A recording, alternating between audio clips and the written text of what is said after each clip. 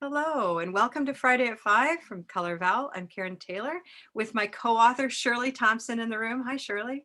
Yeah, and Jennifer Campion, our business manager and Color Val teacher and our community.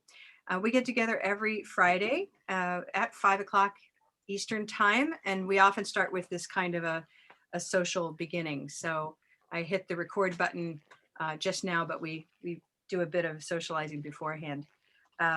So really happy to have you here today. Our topic today is Reader's Theater. We have a taste of Reader's Theater today. We'll talk in a moment more about that.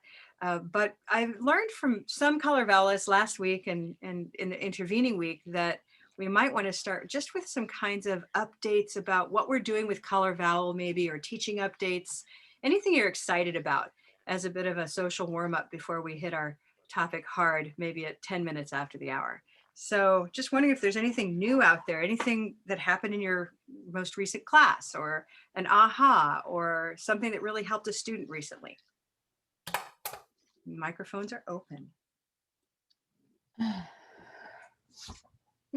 I'll just say that I've been teaching the level 2 workshop on Color Val yoga, and we had a phenomenal little session yesterday that I had a lot of fun in.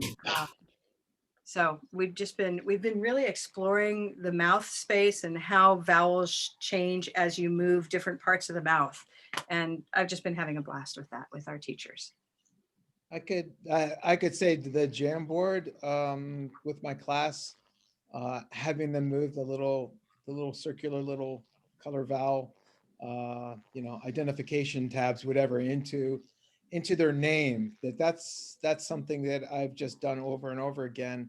But it depends on how well they can maneuver in the online world, going into breakout rooms, and all of that. But it's really well worth it because they really start to see the value immediately of the color vowel, and actually even talking kind of, the differences. How is your name, pronounced?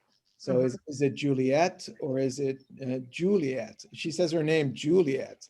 And so I said, oh, you're a blue moon. You're not a red pepper. I mean? So it's really, it kind of makes a really big impact. They really see, the difference, what that means. So to them, so that's something really worthwhile. Yeah. And if anybody's wondering, just because I know we have a few new people in the room, the images that Skip's referring to are these images that are also in our app, Blue Canoe. So you're basically saying, like Juliet, that she's deciding whether she's red pepper Juliet or blue moon Juliet, right? Yeah. So did she stick with blue? Blue. She's like, I'm Juliet. She did it. She's done it twice that way, and I'm like, oh, you're Juliet. Yeah. So. Yeah. All right. Any other things to share? I have a question. Sure. So my class has just started this week, and this will be the first time that I'm actually introducing the color vowel chart, doing the warm up online. Last semester, I was able to go in for some special lab classes, but this semester I've decided we're not doing that. So I have adults, they're in upper intermediate adults. So just outside of, not being there with them and present, is it better to stand, which I did that a lot last semester, or like Karen last night, when you pop that file up, and you put the little images in, something like that. But then I can't really see them using their hands. So I'm kind of like grasping it, and I know I'll figure it out and I'll try some different things and see what works. But I just thought I'd throw that out there if anyone has any suggestions. Yeah. Well, I'll just speak because I'm always here with this one. I'm happy with this one because when I just put my arm out, I can touch, the top. Karen, can you make me a co-host so I can watch the waiting room? Absolutely. Thank you. Make co-host. You are in now. Thank you. So, that's my measure, and I don't have to stretch or, I'm just sitting right here. There I am. And then if I'm on my ball that now maybe now I can show the ball. But what's great about when I am using my ball, which I'm not right now, then I really can just kind of roll out of the way and come this way. But either way, I mean, I just feel like I can touch everything right here. Your wall is like, so mine's a good, I don't know, 2.5 feet or 3 feet away. So like I can reach it, but it's there, right? So Right. you seem to be a lot closer to it then. So maybe I need to pull my desk like that to You could do to that, or you consider could it. stand up. You could stand up, you know. So, and I have, so anyway, so, okay. What Anybody are other else? people doing? Yeah. And I had to get rid of my ball. It like totally locked up my hip. So I hear that. That's why I'm on a chair now. me too. So, any other hints for, I know now you have some kinds of innovations for getting the chart behind you. What do you use when you want to show people? Like you had some kind of a whiteboard or something, didn't you? So, and online, I usually use a PowerPoint color chart and in the screen. Yeah. So, and so that's why I rarely use that chart a lot. Yeah. So, So can you see them moving? Because that's really what I want to make sure that they're moving their hands. yeah, and here's the screen, and how do you say? Can I share my screen? Sure. I think, Okay. oh, and you know what? Oh, I may have just changed a moment. security. 1 second here. Yeah, I think you Okay, should be allowed to. just a moment. Oh, where? On? Sorry, here. No. Sorry, just a moment in here. Oh, There's a chance, guys, because last night we had so many people in pure practice. It was a really fun group. I was really careful about nailing down all my security on Zoom. So there's a chance. Oh, there you go. Good job now. yeah. Yeah, good. Good job. Ooh, neat. And here, and so like this one, and at the beginning of the class, I do warm up and like a Right. green tea. Right. That's what Yeah. I'm looking for is Yeah. how to And you with can 20 students on the screen. and you can see me here, I think. Mm-hmm. I Yeah. can Me, see little you, but then I screen. can only see a minimal number of students, and that's what I'm trying to weigh my options, I guess. So You could, I mean, if you have a laptop or a second computer, Lynn, you can always set that up as another, just log in again.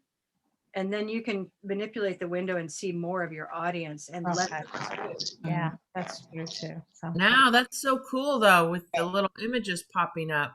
Yeah. I like that thing. So and so just this arrow and my gesture, and my students can see both of them at the same time. So like a green T E, and they do the same thing, and I can see actually they do. So that's my okay. So I guess style. if I Yeah. spotlighted myself, at least I know that they're seeing me good and the screen. So, okay. Yeah. That's cool now. Thank you. It's really cool. Very nice.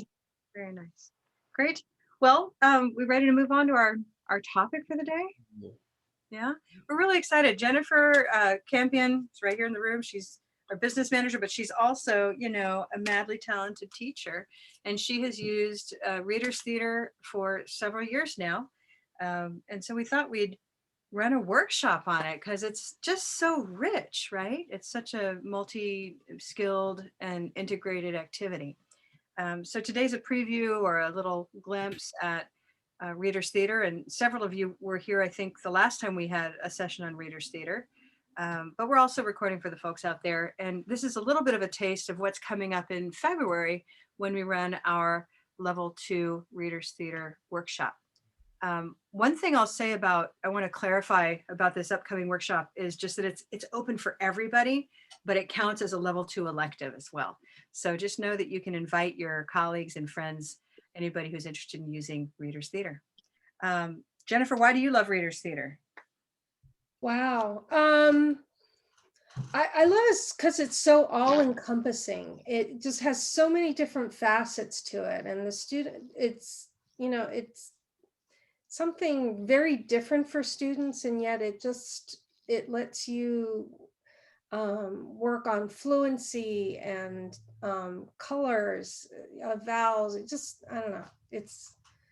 I'll say why I love it. May I? Yes, please do. Because a lot of times students can't come up with their own words, or they can't come up with them very connectedly, and so we can have reading. We can have them read stuff, but that's usually like third person, and people usually speak in first person if you're talking about yourself, right? So readers theater gives them a chance to be a character and speak as though they're speaking themselves, which is like the good model that we want them to have, those types of chunks, right? Plus, I just think it's really good for people to put themselves in other people's shoes and imagine that there's somebody else. It's really good for the world to see things from someone else's perspective. That's why I like theater in general. Wonderful. Well, I think what we wanted to do was just get a taste of it by doing a little bit of it. Is that right, Jennifer? Mm-hmm. Yeah. So we have, let's see, are you going to be sharing a doc with us? Or I shall can, yeah, give me a second. Okay. I've got a new computer, so I'm getting used to it, guys. That's great news for you. Getting used to it. I also want to share a couple links. So let me grab those first. Oh, Karen, Yeah. Monica just joined. She's listed as a CAC ESOL meeting, I think is. Oh, there we go. Hi, Monica. Now she's Hey our there. director of education at the CAC. Oh, glad to have you, Monica. Yeah. Thank you. Thank you so much for everything you do, guys. It's amazing. Oh, we're very happy to. We're happy to have you too. If you want, I can go ahead and I can rename you so it says Monica. Is that okay? Yeah, that's perfect. Thank you. Monica. There we go. Yes, yes. There we go. Fabulous. Yeah, well, we always get together every Friday, and this is our pretty standard crowd right here, actually. So it's intimate and it's very practical. We just enjoy getting together with a different topic each time. Thank you for having me. Yeah. Well, while Jennifer, just hold up a hand, Jennifer, when you're ready. But Okay. if you want, I can tell people about last night, and anybody who was there can chime in a little bit. Definitely, what I call a first pancake. This is the first time we've done this new learner-centered activity called Pure Practice, where we really focus in on just using chants and other activities that promote fluency. So we ran a 15-minute workout last night that was all participating in chants and very little talking about English, but rather just doing it. So we're working on the model, but for those who were there, what was it like? Did you have a good time? Yeah, I really kind of enjoyed it. And I thought it was really interesting at the end when that one gal asked a question about why did you repeat it? Why did you repeat the same phrase again and again? So the answer that you gave her, I thought was pretty right on. It's something I've been trying to figure out how to describe to my students. It's why we do it. Yeah. What was the description? What was the answer that you gave, Karen? Oh, I think I said, and Jennifer, that wasn't your question. That was you voicing someone's question. Or was That was my question. I was trying to channel a student because I Okay. could feel that people were nervous about asking a question. So I thought I'd throw one out there sounding sort of like a student. She was the ringer. Yeah, no, she asked that question, and I basically said that it's a way to step around the block of the language brain and to go around over to the music and the movement brain, so that we can really feel and do language, and then hear it through the language brain and take it back. So we, for example, Monica, we sang last night, and we took it down into speech from the song into the words, and suddenly we were saying the same phrase. It's a lot of fun. Yeah, Love that. really interesting. Yeah. I'm ready, Karen. Fabulous. Well, let's do it. Okay. So I can't never tell what people see, but so hopefully you're looking at a copy of The Cataract of Lodore. Has anyone ever heard of this poem before? No. It's a British poem.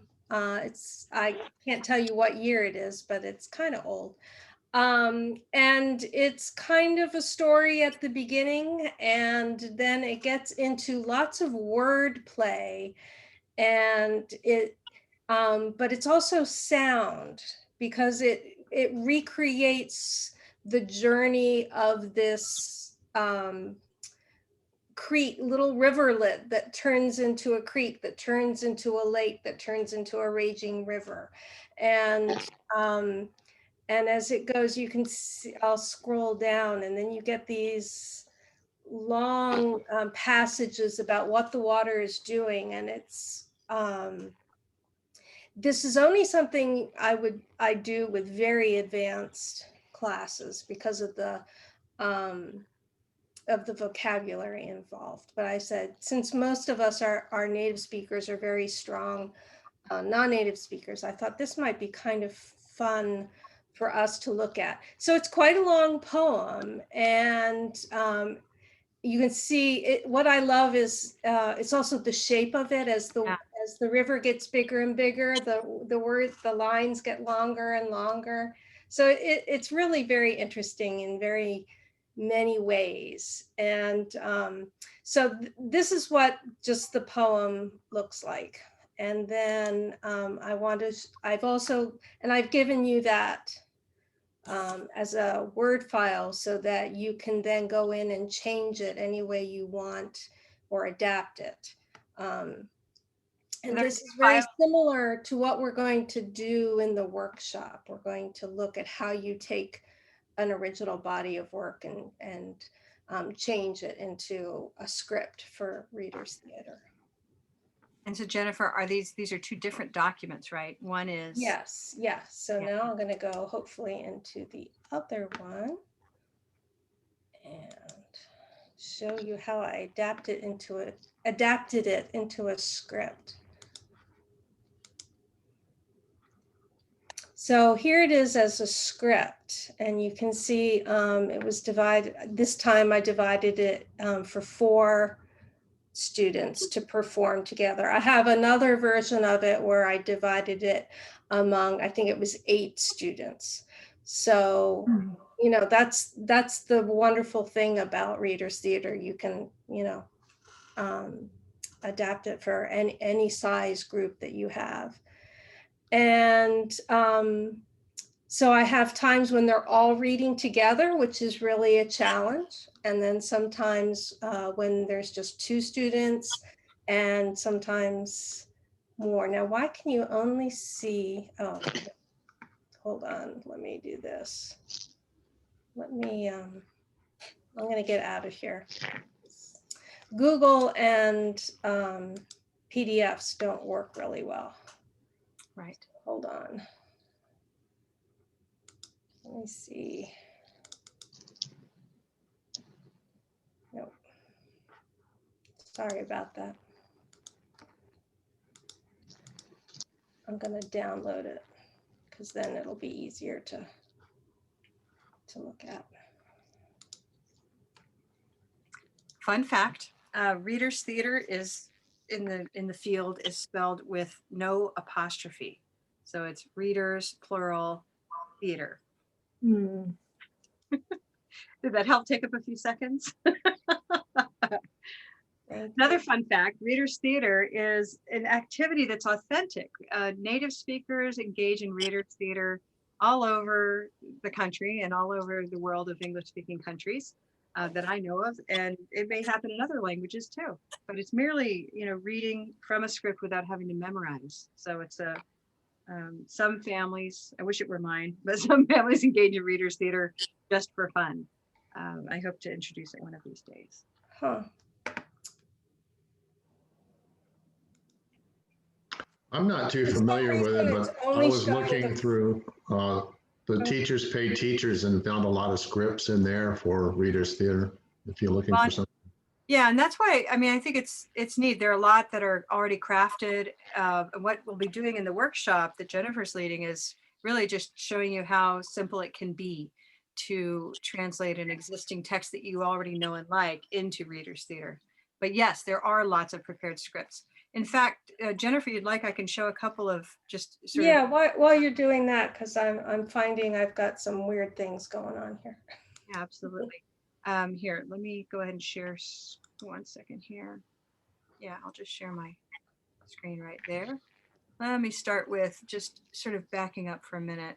So, you know, you can go to places like Aaron Shepard has a website for Readers Theater, and there you can download for free a lot of his scripts, and he'll give you information, as you can see. Let me make this bigger for everybody. Information about the genre, the culture, etc., all the way down to number of readers that it's made for, and so forth. So that's one great little resource if you just look up Aaron Shepard, or we can include links a little bit later. There are entire published scripts like this one that are already, you know, color coded. However, I find that a bit restraining, you know, constraining, because you might want to change it. I think this is, you know, probably useful if you're talking about for kids, which I think it's designed for. But I love the flexibility of really working with a script I know and like, and changing it up for readers. So it can go both ways. You can purchase published things, or you can make your own. Okay. Okay, Okay. I've got a doc version which I can share. Okie dokie. So we need volunteers. How many? 4? Let's do 4. I And think but Natalia- when it says all readers, everybody can chime in. Okay. Natalia wants to be a volunteer. Natalia, you'll be reader 1. Okay. Who else? Go ahead and open your mic, Nat. There you go. We need a second volunteer, a third, and a fourth. I'm watching. Here we go. Monica, Is that good you enough? want Can everybody read okay? You know what? I'm on the phone and it's hard to read for me. Oh, sure. No problem. Who's ready to be able to read? Now, you want to be number Yeah. 2? As a student. Lynn, you can be number 3. Who's our 4? Is that Skip raising his hand? Can't quite tell. I can't see anybody, so you'll have to. How about, I don't have any big takers. How about Liz? You want to be 4? Okay. I had fun reading Readers Theater with Liz recently, by the way. She was running a wonderful Christmas Readers Theater of A Christmas Story. And now was in that. A Christmas Were Carol. you in that, Karen? Well, I did the dry run with you. I was I was a fake. I stood in that time when you wanted to work on Zoom. Oh yeah, I forgot about that. Yeah, thank you. That was fun. And now was a character in the real performance. That was fun. So excuse me, I'm a reader 2 or 3. You are, I believe you were 2, 2. Lynn Okay. 3, and Liz is 4. Okay, thank you. And And who's 1? Natalie. Natalie. Okay. So just to set it up at the very beginning, it's a narrator's voice talking about how his children came to him and asked him to tell this story, and then the rest of it is the story of the cataract. So, and when he says cataract here, he means the waterfalls, and Lador is the name of the river. Okay. Road, boat, Lador. Yeah, what about the names? Orange, Door, Lador. Okay. Yeah. What about the names? What name? Anon. Anon. What does Anon mean? Then. Then, Then at that Oh. time. anon at the word. Got At it. the word. Got it, yeah. No. Okay. So his little boy comes, and then his one daughter comes, and then another daughter comes, and so all his children come to him and ask him. All right, so everybody together, that means everybody. Why not? Okay, so ready? How How does does the the water water Come down at the Lador. Reader 1. Oh, we have to unmute you. You have to unmute yourself. We can't hear you. Oh, let's see. What did I do? Okay, I think I used the wrong microphone. Sorry about that. There we go. We can hear you now. Sorry. Okay.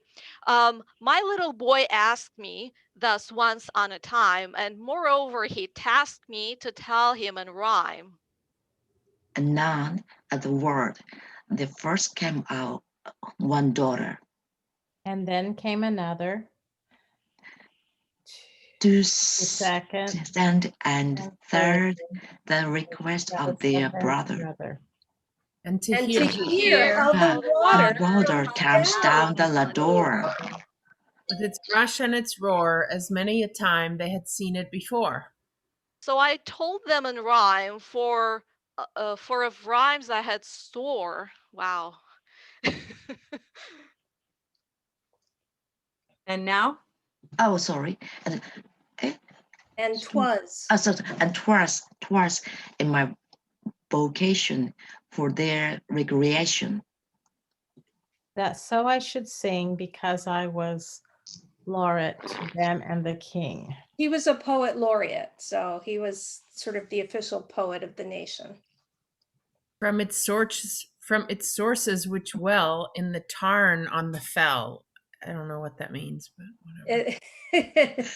I mean, I don't even understand most of it. We're going to talk about that when we at the end of that.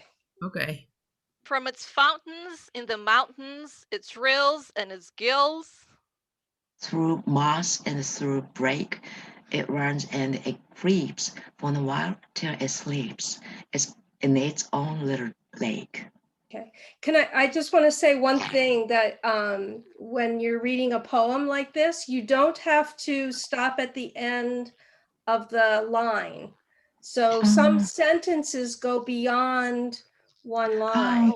Okay. So for example, back at reader 1, from its fountains in the mountains, its rills and its gills, through moss and through brake, it runs and it creeps for a while till it sleeps in its own little break. So even though it's written like a poem, you can read it like it's a book. Like you read a Thank regular you. book. And Jennifer, if I could just, I think one of the points worth making is that you chose this precisely because we wanted something that could challenge this audience right now Yes. here, because we so rarely get to feel the challenge that our students feel with the text that we select for them so carefully. Exactly. This has the challenge of vocabulary that you might be familiar with, that maybe your teacher thought you should know, but you don't know. And I'm also trying to point out the difficulty of just doing this the first time cold, and how this is what we're going to work on in the workshop, is that there's reading, and the benefit of just reading, there's reading out loud, and then there's the idea of reader's theater, which is all the preparation that goes into doing this better than what we're doing right now. So, and there's so many things to consider to making it into a theater, though. And to increase your ability and to your skill, and also your confidence as a learner. Reader 3. And thence it departing, awakening and starting, it runs through the reeds and away it proceeds. Oh, no. I can't make it big anymore. Okay. Through meadow and glade, in sun and in shade, and through the wood shelter among crags in its flurry. Helter skelter, hurry scurry. Here it comes sparkling, and there it lies darkling, not smoking and frothing, it's tumbled and rasking. Till in this rapid race on which it is bent, it reaches the place of its steep descent. Good.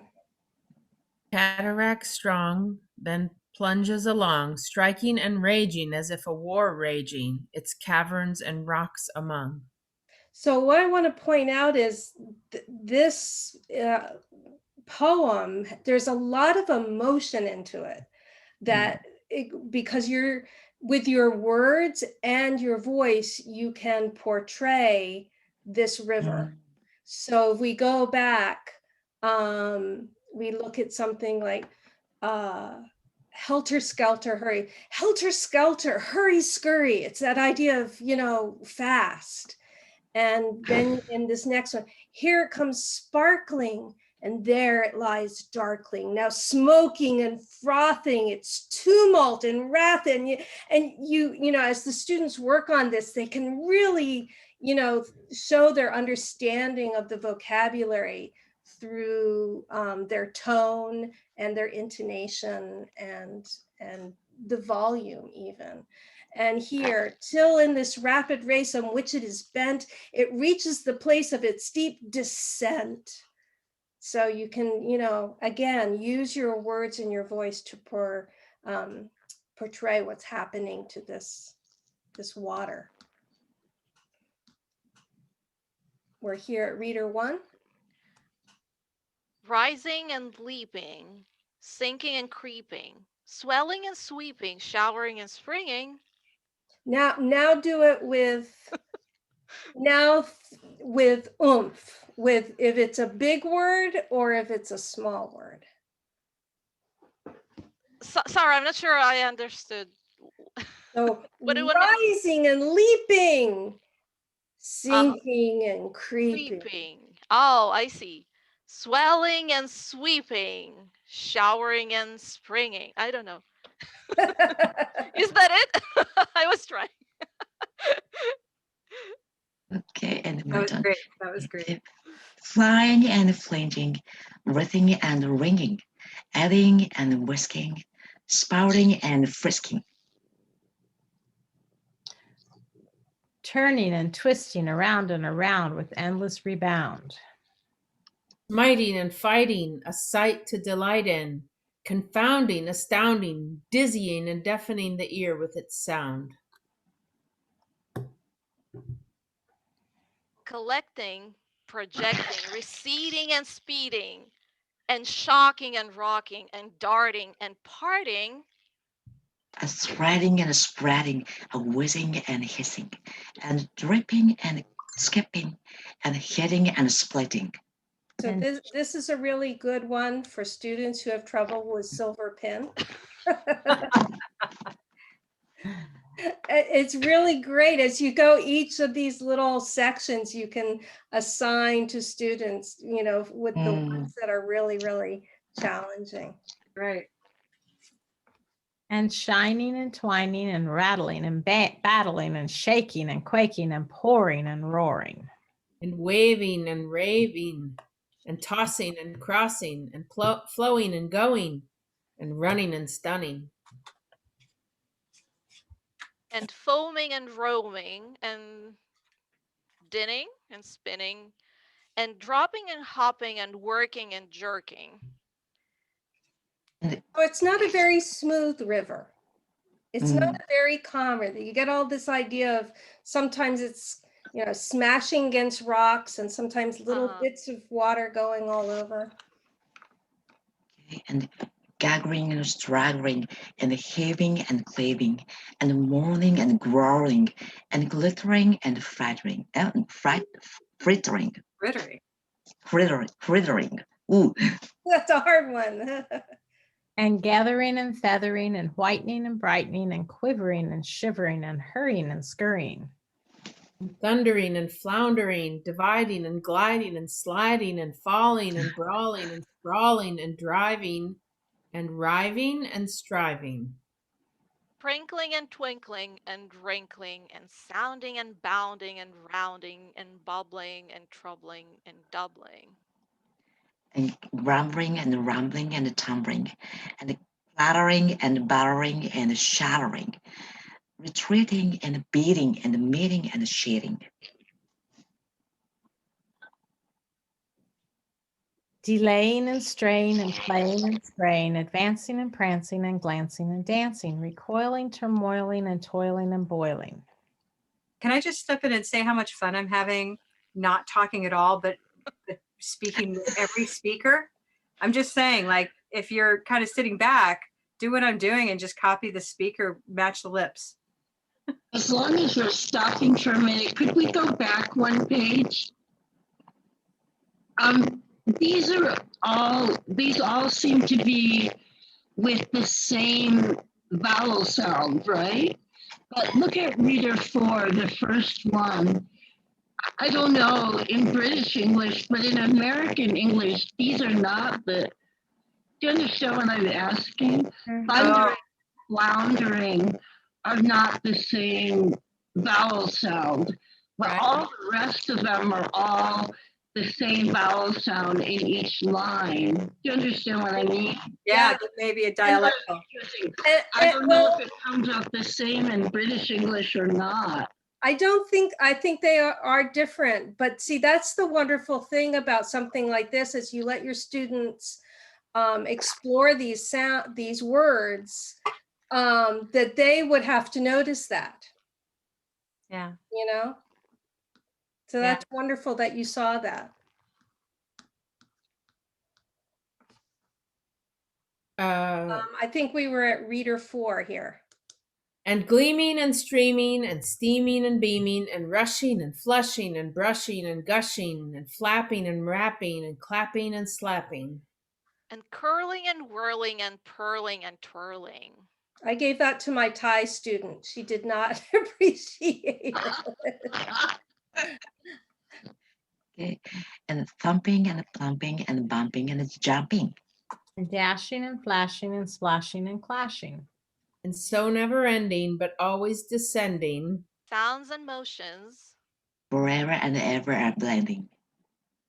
All at once and all o'er. With a mighty uproar. And And this this way the water comes down out the la door. So there you go. So Yeah. yeah. Wow. That was really fun. Yeah, enjoyed it's it. fun.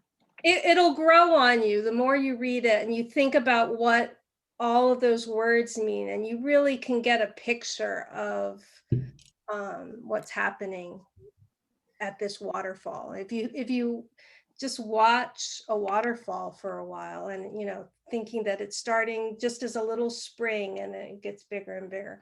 There are several YouTube videos of people reading this, and also it's been turned into a song, so you can hear people singing it. So it's kind of it's a unique poem, and I think it has a lot of benefits for, you know, an advanced speaker who's looking at perfecting their pronunciation. As an But advanced speaker, I just second that. Sorry for interrupting. I think it was amazing. Yeah, thanks. so much fun. Thank you. Yeah. Natalia, I'm going to have you at every event because no matter what we throw out there, she's like, I love it. So I love that attitude. I guess I don't really know that much about Readers Theater, truth be told, even though I did that Friday at 5 about it. But like, I always thought it was just sort of like plays, you know, where you have characters and stuff. But I see now it doesn't have to be. It can be a narrative reading or anything, right? It's just dividing it up into parts. Is that the only definition of Readers? Well, I think it goes to what you said, Liz, that it's something that allows people to step outside of themselves and to express emotion or have a wider range to their speech than they are usually might be comfortable with in just a conversational step. And really what you're working on and what we'll work on in the workshop is all the preparation and looking at all the super segmental features of English. That means everything beyond just, we focus so much on the vowel sounds, the consonant sounds, how this word sounds. But, you know, this is an opportunity to look at phrasing and intonation and that linking and then layering each of those on top of each other and giving these students an opportunity to repeat over and over and over again. And, you know, it was kind of awkward. And, you know, as we read it this first time, and there are big pauses between it. And, but with practice, we would make this really stupendous performance that would be very smooth but the thing that I love to emphasize during a project like this is that there's no one right way to do it, just like there's no one right way for an actor to interpret a line, but it's not about being perfect, but it's about improving. And so no one performance is going to be absolutely, you're not going to speak perfect English at the end of it, but you're going to see improvement. That's what I noticed from it. It's a task. And so it's a task-based. thing. So yeah, you're looking at the meaning and what does that mean? And the grammar is different and more complex. The words are different, you know, but you're trying to figure out the meaning. And what does this actually mean? So you're always searching for meaning, and it leaves open-ended discovery to the task. And that's what's important. Yeah. Yeah. I thought I might just add a little bit on why it's particularly useful in the ESL, EFL classroom. Could I share for a moment on that? Mm-hmm. If you don't mind? Just to kind of add a bit of the why to it. But it's everything that Liz has just described. It's as simple as taking any text and dividing it into parts. But the magic for ESL, EFL is several things. One is that it's this very social thing where you're listening to and passing off to other people in ways that come to be kind of an unspoken agreement as to how you do that because you're listening. It has a lot of built-in scaffolding through the scripts.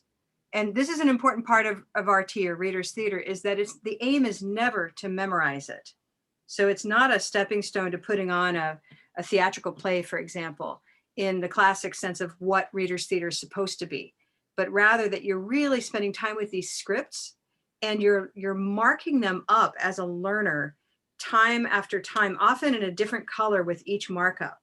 So it becomes this extremely, if I will skip to, let me just check what slide I'm on here, 5. It ends up looking extremely colorful when, you know, you can end up with something like this, essentially when you've started off earlier with something as simple as intonation and pausing.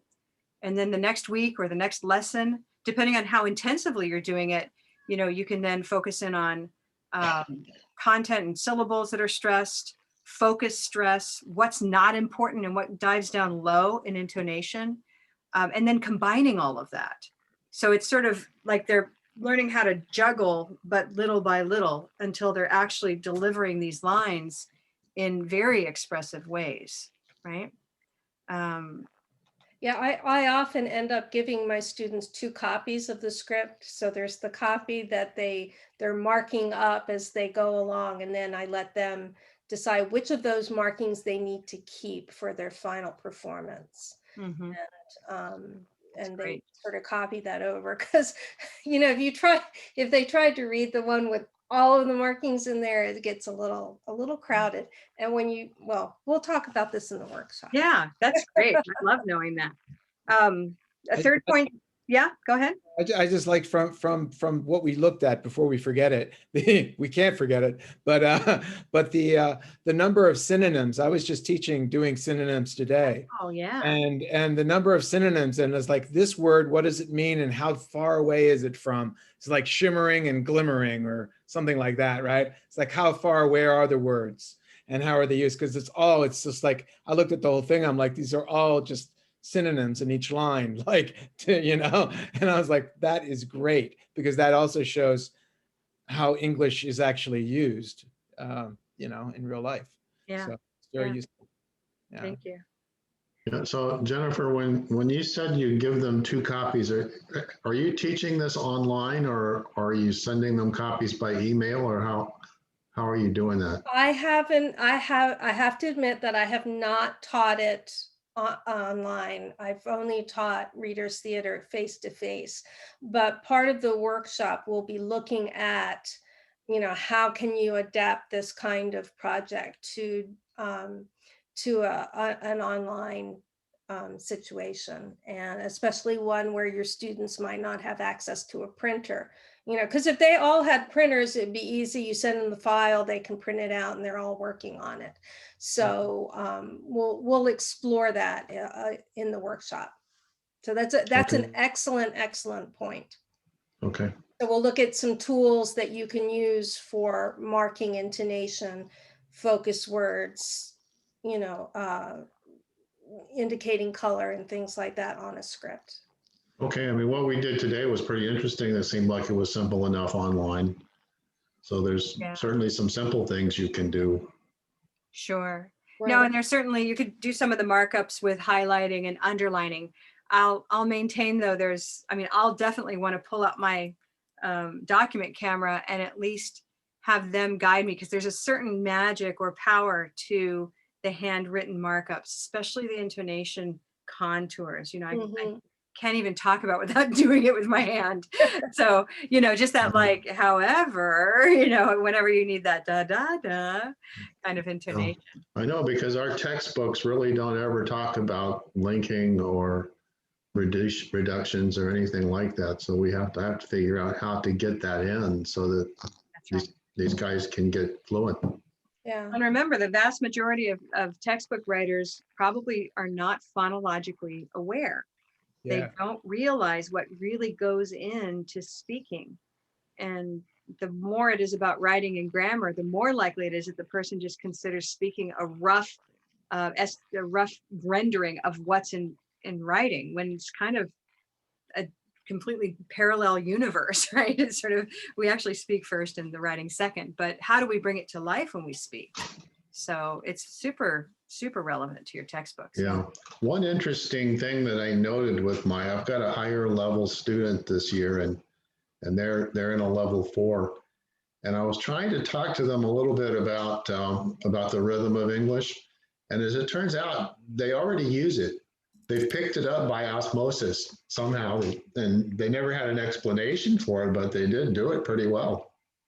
And Doug, I actually had, when I taught a lot of speaking and listening classes at Montgomery College with adult learners, I would have them write their own scripts, and I would demand that they write wanna and gonna. I would say, write this is spoken, you're writing a script here. And that way they would really start to internalize it. Yeah. And yeah. Someone had a hand up, Liz. Yeah. Well, first of all, I would like to say that for what it's worth, I would love it if we could ever have a workshop or a course about teaching intonation. Me too. Because I do try to get into sentence level stuff, and picking out which words you want to focus on and which ones are focus words, and how to know which ones are focus words. Yeah, but just the more intricate, well, even that might be interesting to people, but the more intricate of how do you know within a big long complex sentence how to make your voice go up and down, and where is there a rule, is there a method to the madness and all that stuff? I don't know. We will talk about that. That's one thing I really hope that we can delve into. And I when I was planning out this workshop, I thought that this is really the only time we don't really have any workshops where we look at these big issues like this. And so I think it's important, and we'll talk about raising our own awareness is in the workshop, but then look at the sort of talking about versus doing when we actually do this with our students too. So. Right. I found sometimes it bleeds over in the text. They'll have, in writing, they'll have commas, and of course you pause there. But for things like prepositions, prepositional phrases, there's always a pause, in the meadow by the gum tree, down in the valley, there's always going to be a pause in between there, in between each preposition. Prepositional phrase, Or it could be, yeah. Yeah. Well, let me also mention, so yes, we'll be addressing some of that in the Readers Theater workshop, but also keep in mind, this is our training calendar for the year. Coming up in March is phonological awareness. ear training. And so this very much includes, one of the whole sessions is on intonation. So keep that in mind. That'll be a really fun workshop. That'll be led by Dr. Barr, and either I or Jennifer, I'm not quite sure yet, will be co-teaching on that. Also coming up, let's see, this is coming up, February is coming up soon, right? We've got Readers Theater, which again is open to all, but is a level 2 qualified elective. So if you're in the level 2 journey, you can take that as one of your electives, but it's also open to the general public. What else? Spelling is coming up. That'll be a lot of fun. Rhythm and Chants will come up again in March. And then we have 2 other level 2 workshops in March, phonological awareness and teaching vocabulary beyond word lists. Okay, all of that leading up just in the first quarter of the year. We're super excited. Carrie, Yeah. I have a question. And so I really want to participate in that courses, but you know, this is no, it's too late. So can I so like Attend watching a video thing, is that okay? Yeah, it's okay. It definitely.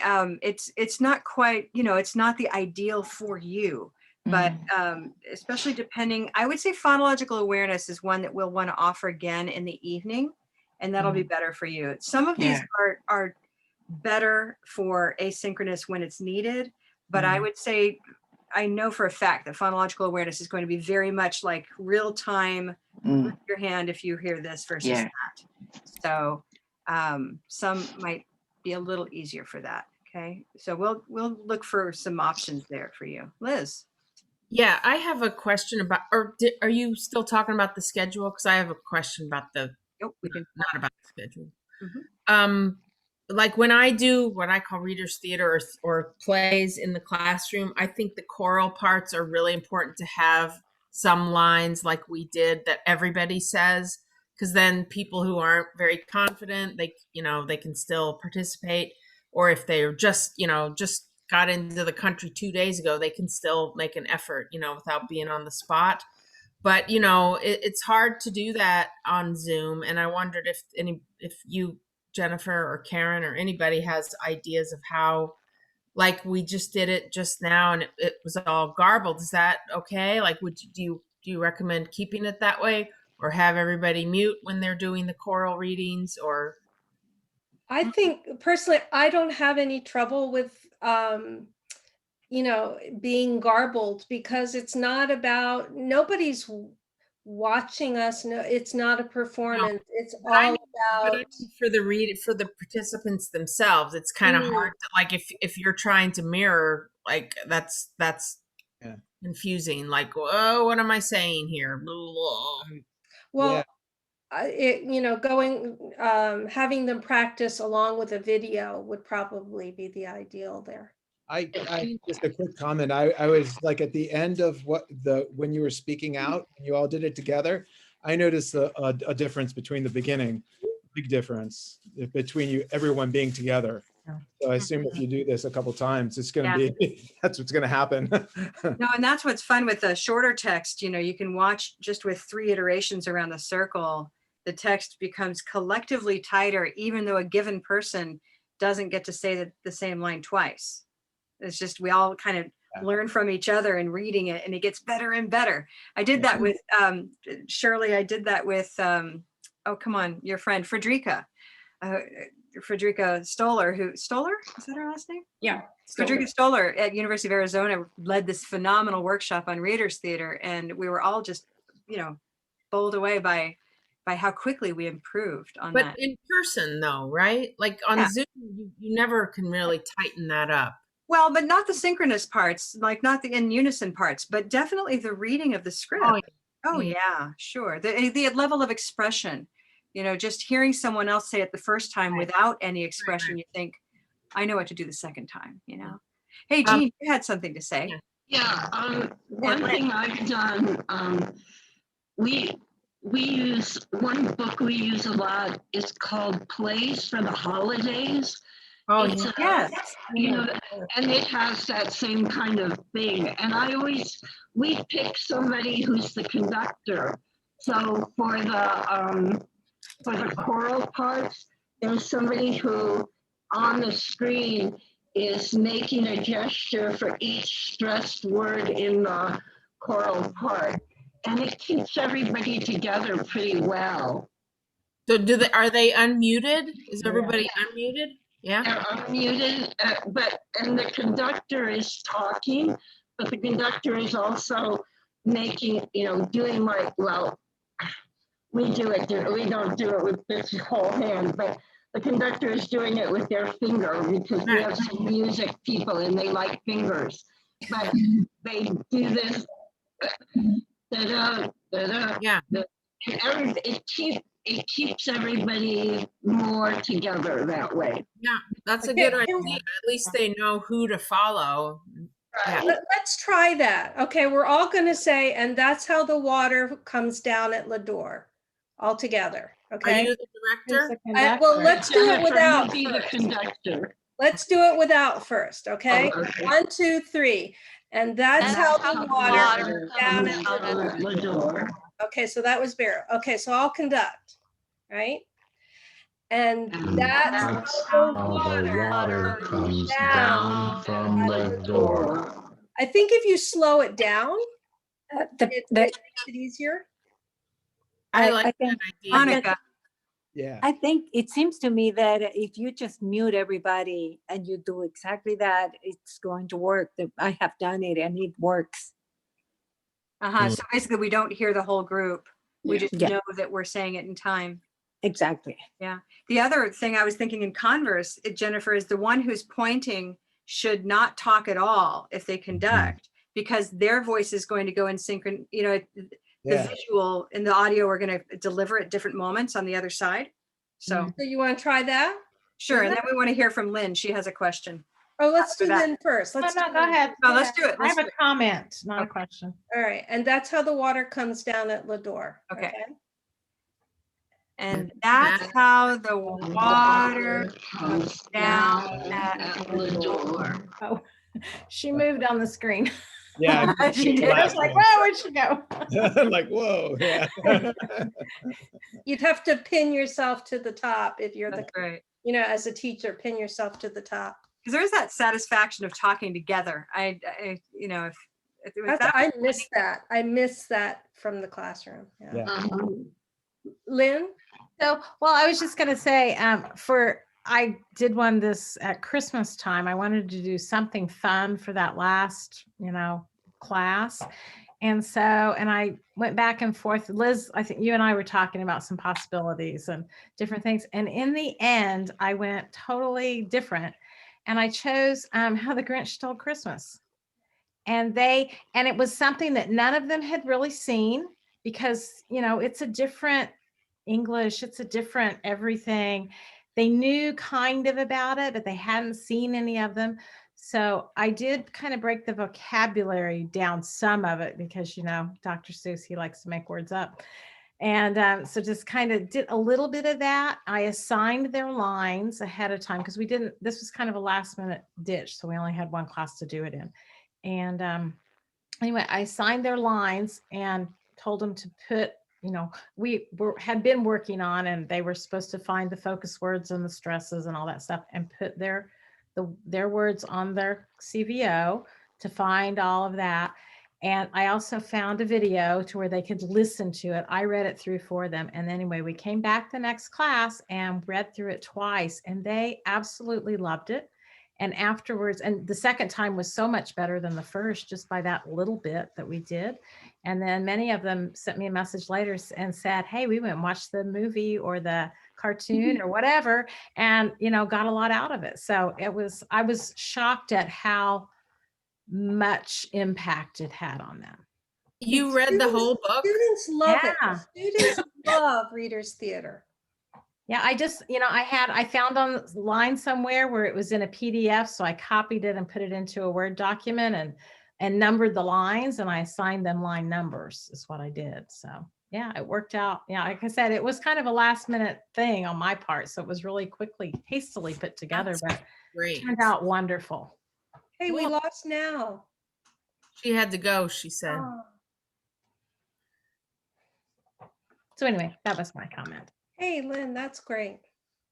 Well, we're at the top of the hour, and it's been a phenomenal week filled with all kinds of new things that have been wonderful. I wanted to add on the topic of poetry. I just talked to Dr. Barr, and she's excited. She's going to be using Amanda. Everybody knows her last name by now. Gorman's poem for phonological awareness. That workshop that's coming up. So that's pretty phenomenal. Reading there, and she's excited about using that, especially because it's interesting that Amanda Gorman herself had speech and processing issues as a child, as it turns out, and so she went to speech therapy and then uses all these amazing strategies, but also the art of gesture when she spoke. Yeah, That's pretty exciting stuff. Yeah, that's pretty cool. So Karen, I have to tell you that I'm a little hesitant about that course on ear training. Uh-huh. I took interval ear training. My music teacher failed me twice already, so I don't know if I able to do anything. Third time's a charm, Doug. Well, I would say this, Robin is a master of walking people into greater sound awareness. She works with large audiences of, all kinds of folks that are trained and untrained, and she basically will find a way to stretch your awareness so that you feel good about your goal. So, just putting that there. I've watched her at work, and she will not give up. She has many tricks up her sleeves. So, well, thanks again for coming, everybody. Any final comments before we knock off? I just have Nat questions has for Robin Barr next week. It's a bit, I heard someone on this show that I watch, they said new music, but they mispronounced it. They said new music. And then they talked about a new mood. And I'm like, why is it new music? And why does it change? So I'm going to ask her that next week. Excellent question for next week when we have Ask the Linguist. Robin's looking forward to that too. Great. Nat had something. Yeah, I just wanted to ask about the price as usual. So I know there's this bundle link. Is it valid for those two workshops, the phonological awareness and the other one, the theater? Yep. Any that are labeled a level 2 workshop are eligible for the level 2 So bundle. it doesn't matter if it's core or 2 electives. I can do that. Exactly. Okay, good. Yeah, Thanks. you may recall I started off with a pretty a narrower concept, and then I got free. So now we have a single bundle for all level 2 workshops. Good. Yeah. Thank you. Great. Any other final comments? So we need to go ahead and get signed up for those other ones outside. I think I've signed up for Readers Theater, but I don't think I did a March one.